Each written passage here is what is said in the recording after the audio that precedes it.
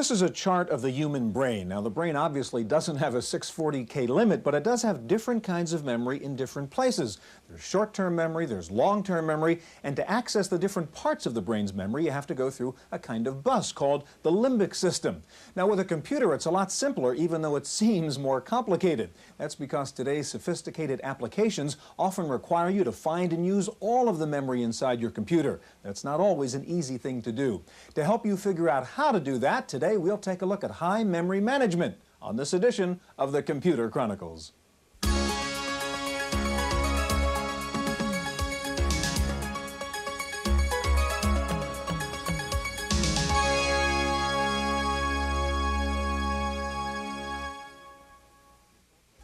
The Computer Chronicles is made possible in part by the Software Publishers Association, which reminds you it's a federal offense to copy software. The SPA provides information on how to stay software legal. Funding is also provided by PC Connection and Mac Connection, and by Byte Magazine and Bix.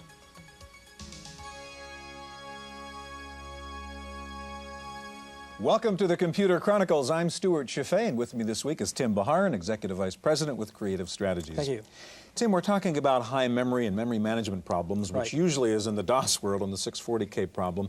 Mac users have their RAM problems also, and sometimes even worse problems because of the graphic intensity, the memory demands of some of the Mac applications. If you're a Mac user, here's a great solution to the problem. Here's a Mac 2 with 5 megabytes of memory right now. Using this product called Virtual 2.0, I can just go in here and put 14 megabytes into the Mac here. That means we can be running all these applications at the same time. Just to prove I'm really doing that, you can see we're in Excel right now, and I'm doing a recalculation. So you see Excel really is running.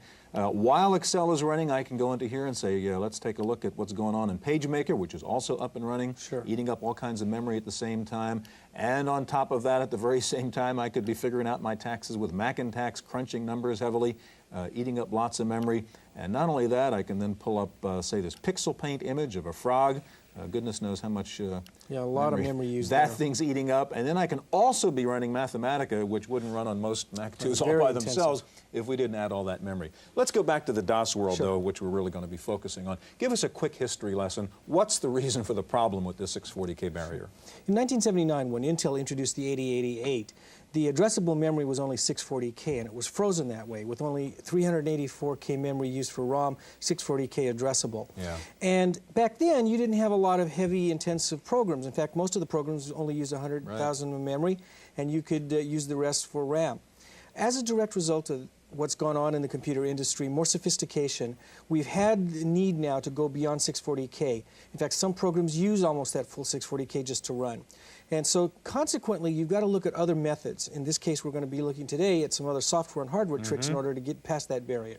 Exactly. We'll be looking at several solutions to accessing and managing extra memory. We'll look at software solutions, hardware solutions, and we'll see how an operating system like OS2 can access up to 1 gigabyte of memory without any outside help. Now, as Tim explained, we need memory management products because of the inherent memory problem in the original Intel 8088 processor. So we'll begin with a visit to Intel to find out more about the origins of the 640K barrier. The problems with accessing more memory started with the limitations of the original Intel 8088 processor.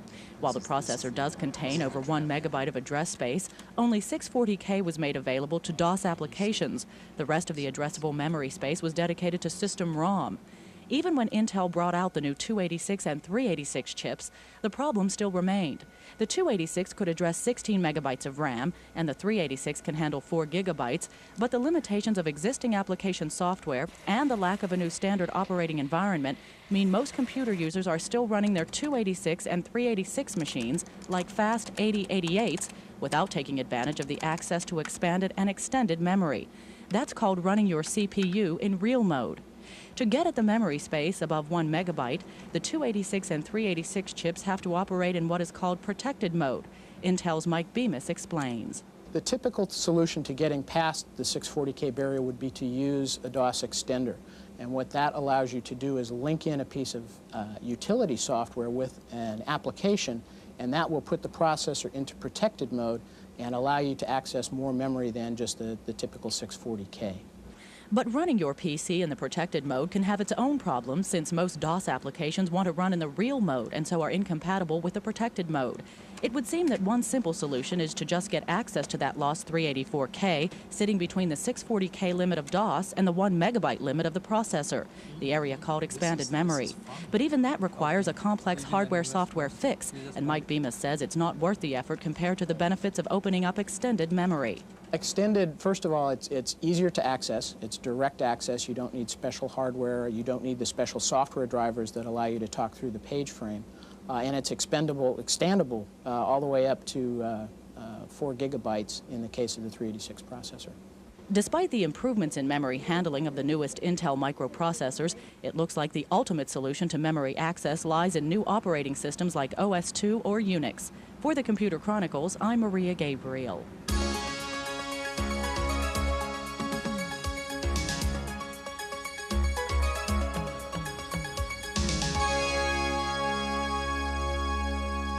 One of the most popular software products over the past year has been Expanded Memory Manager from QuarterDeck. And here to show off the newest version of the product is Gary Saxer of QuarterDeck.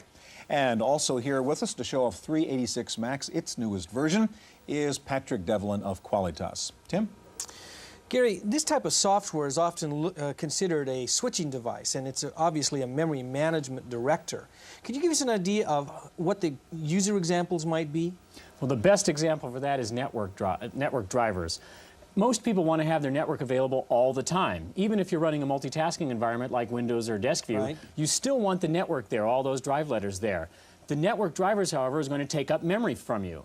What you'd like to do is get that memory back, and so by putting it and managing the memory between 640K and 1024K and using the network driver up there, you then get more memory below 640K for your regular DOS programs. All right, show us how you would do that with QuarterDeck's product. We're using one of our products that comes along with QAM386 called Manifest. It lets us peek around inside the machine. Okay. Here you can see, for instance, it's showing us that we have 539K. You can see me moving the mouse around a little bit right there. 539K. The rest of the memory below 640K is handled by DOS and some other things that DOS is doing. Now, above 640K, the EGA is using some memory. If we had a monochrome monitor, it would be using this spot right here, the 32K. I don't have one. Then the next area is used for the color text, which is what we're looking at. And this next big area is used for different ROMs, disk ROMs, video ROMs, etc. I only have a video ROM there, so I have a 160K area that's not being used, and then the system ROM.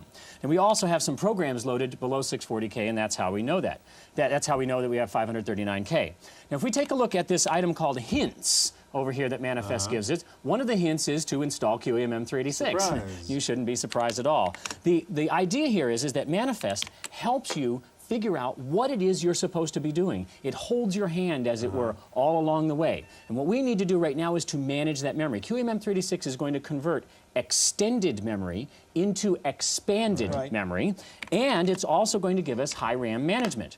Notice how the memory map has changed now since I rebooted. Here's the EGA graphics area, and this previously unused area is now high RAM. It's now allocated. And this area up here is now high RAM and the page frame.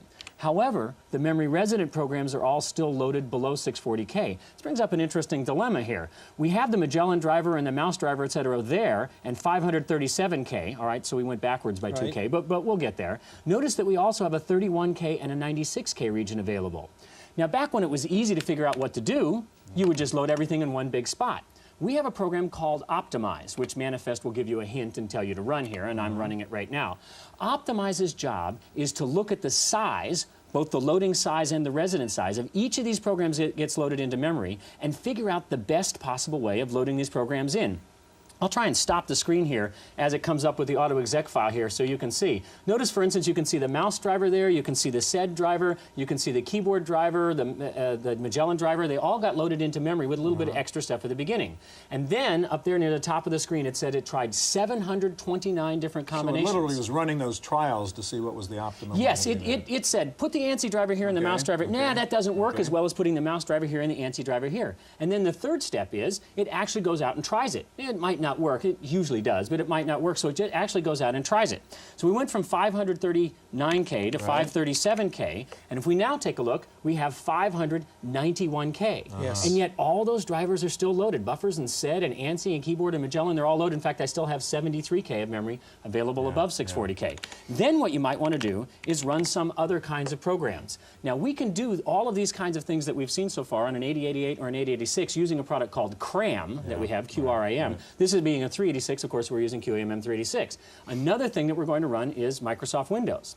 You can see that even though we have the resident programs, including the mouse driver, loaded up high, I still have Microsoft Windows loaded, and I can run other very large windows as well. Here you can say I have a 564K program. In this window right here, I have a 564K program also. I'm actually running Microsoft Windows inside of True desktop. multitasking. True multitasking of DOS-based programs while managing the memory. The trick is managing it. Okay, that's great. How much does that product cost? DeskView is DeskView 386. That's what we just saw. DeskView 386 is $229.95. QAMM 386 is $99.95. Okay, great. Now, I want to ask you to switch the little switch on the back of our Sure. monitor, because Patrick, I want to turn to you, and the approach you have is a product called 386 Max, and I want you to, as you boot it up here, tell us how it's different, and then show us how you'd use 386 Max to solve the same kind of problem. Well, where we're starting here is we're at the end of our maximization process. This is the process where we take over control of the execution of the system files so that we can find out how the end user is using conventional memory, what's using resident memory, and by doing that, we can make the same decisions for the end user, and that's what's significant about our product, is that we've taken the level of sophistication that's required to make use of that high DOS memory, and we've reduced that tremendously. In the past, people would need to work, even the most sophisticated people would take hours sometimes to make these type of configuration decisions, and then would still not be sure they made the optimal decision. So you're saying you don't have to be a genius hacker to use this? No, you don't. Okay. You don't. And there's one thing I would like to focus on here is a technology that we call FlexFrame. Okay. It deals with the fact that when resident programs load into memory, they use a much more space when they're initializing than when they actually go resident. And this is invisible to an end user and can make it difficult when trying to shoehorn programs into very tight spaces in high DOS memory. Well, I have a printout of what a program would look like as it's actually loading into memory. So if you notice what I'll try to highlight the line here so we can see. Sure. The PK spooler, it uses over 47,000 bytes when it's initializing, while only using 18,000 bytes when it's resident. Right. So if you have a 20 kilobyte available space in high DOS, this program couldn't fit. You would normally get a message saying cannot fit. Well, what we're able to do is we're able to dynamically allocate the EMS page frame, map it, and make that memory available, which is an additional 64K of memory, make that memory available during initialization so that this program can use that, initialize, and then when it becomes resident, the EMS page frame can then be reinitialized and available to serve other EMS purposes. And again, we're also offering this high DOS memory use in a Windows 3.0 enhanced mode environment, which is significant. Another issue that comes up when running in a 386 enhanced mode environment in Windows is that you only have a single resident program loaded. Right. And if you need the resources of that program to be available in multiple DOS windows, a lot of times you're going to find it just simply doesn't work, or you get erratic results. We've done something called instance data, which allows us to, whether a program is actually loaded high or low, we can guarantee an end user that he's going to have unique data available to that resident program in each DOS window. The example of this, a rather simple example, is that I'll open up two DOS windows. Right. One behind, one in front. Yeah. And then what I'll do is I'll use ANSI.sys to change the screen colors, and you'll notice that when we go back that these changes are not reflected in the other DOS window. So if we move this DOS window down some, you can see that this changes did not affect the other open DOS windows. All right, Patrick, thank you very much, and Gary, two impressive products. Well, one approach to enabling software application to access more RAM is to build in a DOS extender within the application. That was the approach Autodesk took with AutoCAD, and here's a report. Designing a hotel is a laborious process requiring thousands of blueprints.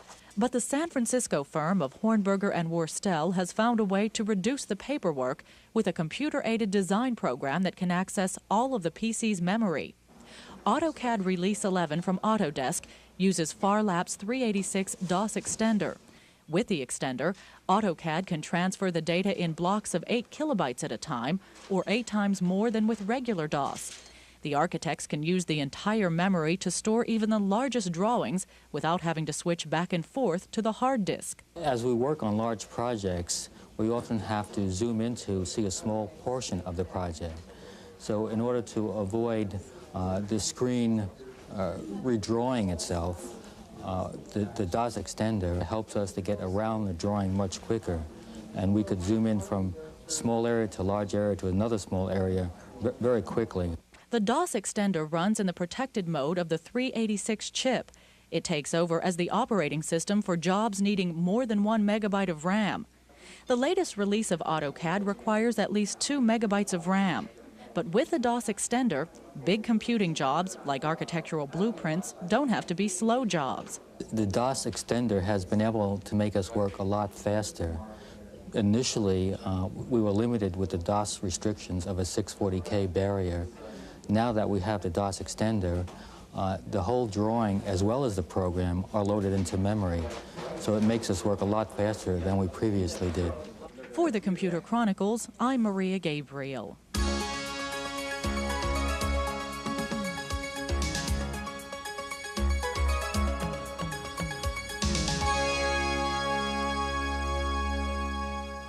One other approach to solving the memory problem, especially if you only have a 286 machine, is a hardware add-on like the All Charge Card.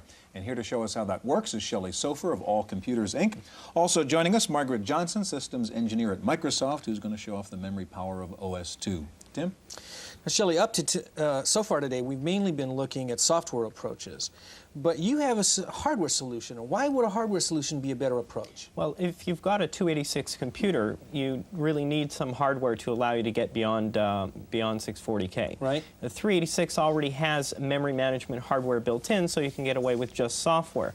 But the charge card adds memory management to a 286, making it look like a 386. That's right. All right, show us how it actually used the charge card. Well, Shelley. once the charge card is installed, it's completely controlled by software, similar to what we've seen earlier. Mm-hmm. And I've got a memory map here that we supply a utility called All Menu.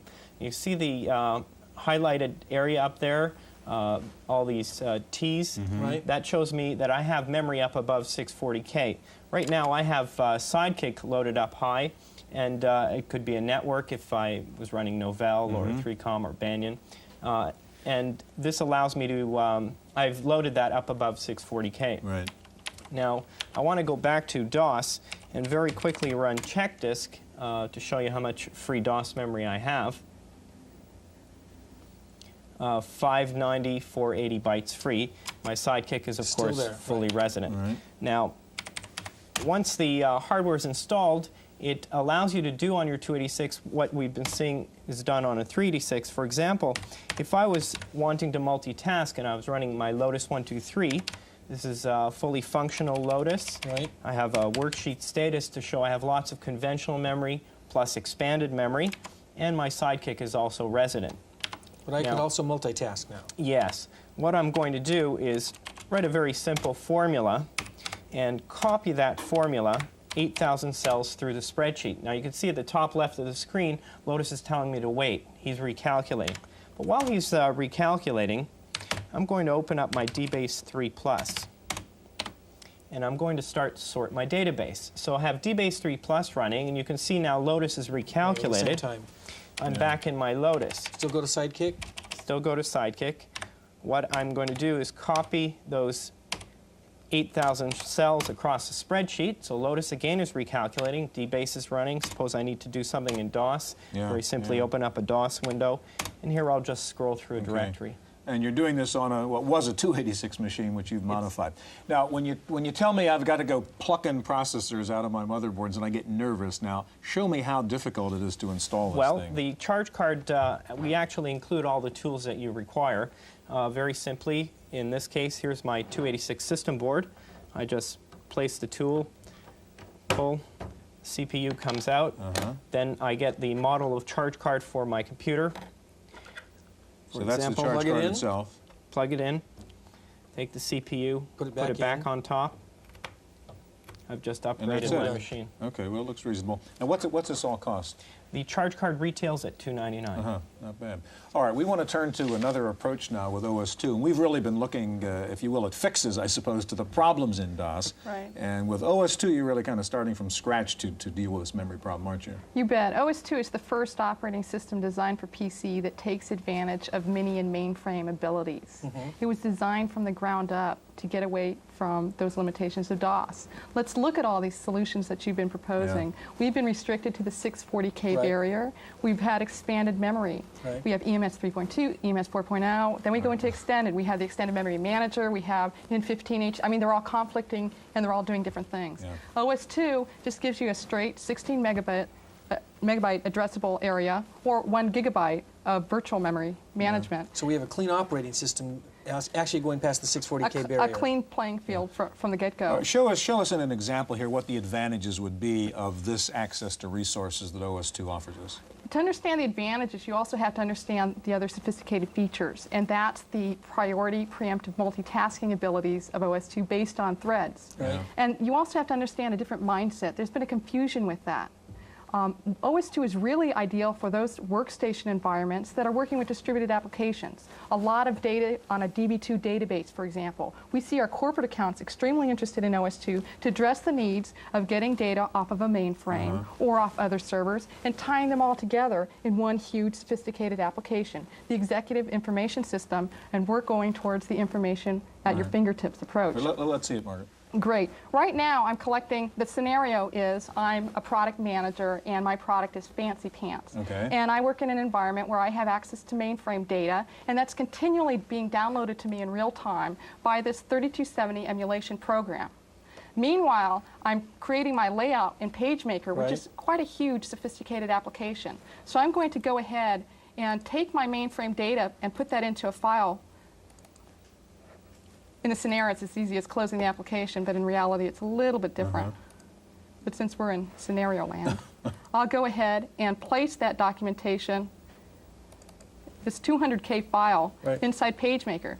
Now, if this had been Windows or other DOS apps, I'd be seeing an hourglass, or I'd be actually going out for getting a cup of coffee. Possibly couldn't even do it. Possibly couldn't even fit the whole thing in. But with PageMaker, because of the ability of threads, and threads allowing multiple sources of execution within an application, I can do other things within PageMaker, or I can go and use other OS2 applications. For example, the CPU monitor program, which is actually monitoring our CPU usage, is sharing time slices with this pagination. So in reality, we're getting a brand new operating system with multitasking features for the DOS platform. For those environments, for those workstations. And I would take it a step further in saying for the sophisticated user at this point, for those workstations in a local area network or wide area network environment, or server applications. For example, OS2 is the foundation for our network operating system, LAN Manager 2.0. Now, what's the status of this version of OS2 right now, Margaret? Where is it? The current version that is shipping is OS2 1.21. And that's what LAN Manager sits on top of today. Okay. Thank you very much. Thank you, Shelley. That's our look at high memory management. Stay tuned now for this week's computer news.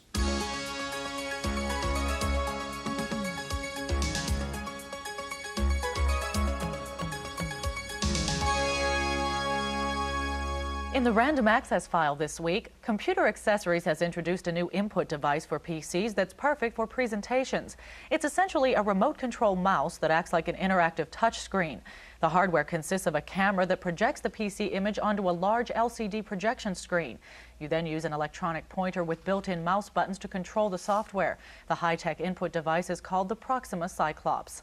BMC Micro Industries has developed a new kind of hand scanner which lets you scan large images without lifting the scanner. The scanner software remembers where the scanner is, so you can scan down one column of a large page and then just slide across and scan up the next column in one continuous motion. Using that zigzag motion, you can scan a page up to 11 by 18 without stopping. The multi-directional hand scanner is bar-shaped and sells for $299. Well, there's yet another new object-oriented programming package that lets you develop complex applications without using any code. It's called the Brain. It uses pull-down menus and plain English commands. You can create low, medium, and high-level objects, and the package automatically maintains a dictionary of used objects to assure design consistency. You can also import other program routines written in high-level languages. The Brain is sold by the Ingenio company. It's due out early next year. The price is $795. Taking a look at this week's top 10 software titles for the PC, PC Connection reports that Adobe Type Manager for Windows 3.0 is still in the #1 spot, followed by TurboTax. In third place is QuarterDeck's Expanded Memory Manager, and PC Globe is fourth. In fifth place is Quicken. Rounding out the top 10 are PC USA, Microsoft's Entertainment Pack for Windows, Facelift for Windows, Info Select, and the new Print Shop Companion. AutoCAD says that Release 11 of Autodesk will be the last release of the popular program to support 286 machines or lower. The company says the program is becoming too complicated to run at acceptable speeds within the limitations of the older processors. Release 11 of Autodesk is due out in March. HumanCAD has announced a new program to provide designers with images of human models that are anatomically and ergonomically correct. The program is meant to be used in conjunction with specialized CAD software. The PC program, called Mannequin, will allow designers to test design objects to see if they will work ergonomically with a human body. The program will ship in January and sells for under $700. Time now for this week's software review with Paul Schindler. You don't have to be Sherlock Holmes to figure out that your arm would get pretty tired if you had to hold this up all the time. Yet for vision-impaired people, it's really difficult to read the tiny type on a PC screen. Macintosh users have had solutions for this for some time, but now PC users have eye relief. Now, there are two versions of this large type word processor, one for laptops and one for PCs. Eye Relief is a very simple ASCII word processor, and it doesn't pretend to be anything else. It comes up automatically in whatever size you want. You can scroll through menu choices one by one. Under the video menu option, your choices run from jumbo to tiny, that is normal, with many gradations in between. It also has colors, and those are more important than most people think. They can make a difference to people with color-specific vision impairment. You can also change the spacing and the cursor blink rate. Printing is rudimentary. If you have a laser printer, you can produce large type output. Otherwise, you have all the usual editing functions, including word count and search and replace. Eye Relief is just $300 from Skisoft in Lexington, Massachusetts. For the Computer Chronicles, I'm Paul Schindler. Mirror Technologies has developed a full-page display for use with the Macintosh Classic. Since the Classic doesn't have an expanded slot, the display uses an internal video board which attaches to the logic board. A 15-inch display is available for under $700, and a 19-inch dual-page display sells for just under $900. Well, finally, the popularity of the computer science degree has dropped on college campuses. The Department of Education has announced that the number of undergraduate degrees awarded in computer and information science has dropped for the third straight year. According to the Washington Post, students entering computer science say the major is both time-consuming and tedious. But then again, what major isn't? That's it for this week's Computer Chronicles. I'm Maria Gabriel.